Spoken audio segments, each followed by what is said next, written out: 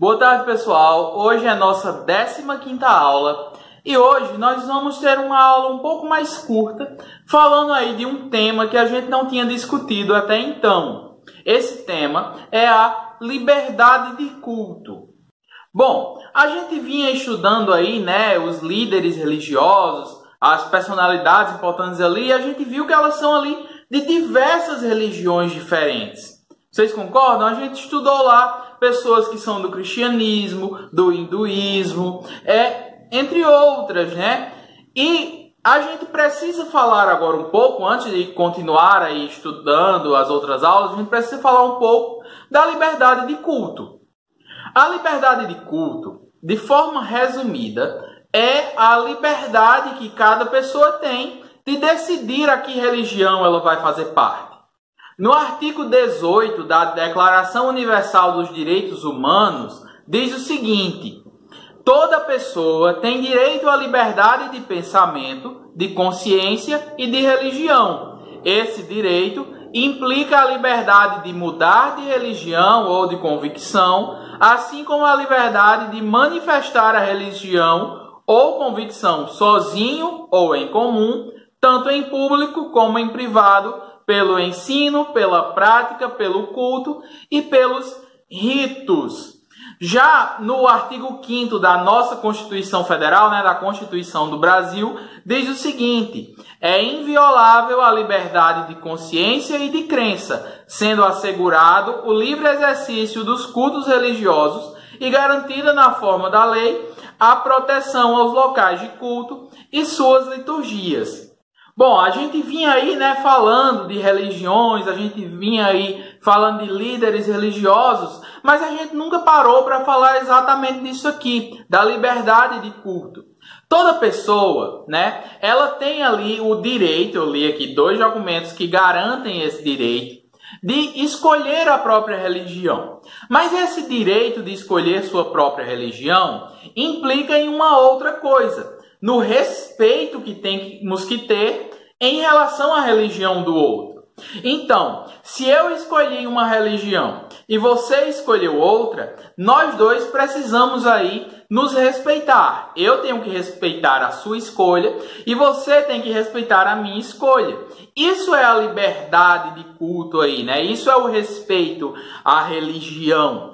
Todos nós, de acordo com a Constituição Federal do Brasil, temos direito aí à liberdade de crença. Então, eu posso acreditar aí no que eu quiser e você também. Você pode acreditar no que você quiser. Mas isso faz com que a gente precise aí se respeitar. A partir da próxima aula, a gente vai começar aí a estudar outras características aí das religiões, Nós vamos ver muitas características que são bem diferentes das nossas, por exemplo. A gente vai ver algumas que são semelhantes, claro, mas outras que são bem diferentes da religião que a gente costuma seguir aqui na nossa região, Como a gente já tinha conversado no começo do ano, a maioria de nós aqui somos cristãos, Seguimos o cristianismo.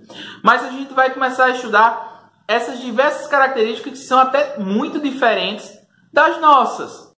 Então, é muito importante a gente ter logo em mente esse respeito ao outro, entendeu? A gente precisa sempre lembrar que se a gente quer ter um direito, a gente também tem que permitir esse direito ao outro. Então, se eu quero crer no que eu quiser, eu quero escolher em que religião eu faço parte, a gente também tem que aí permitir que o outro tenha a sua própria religião ali.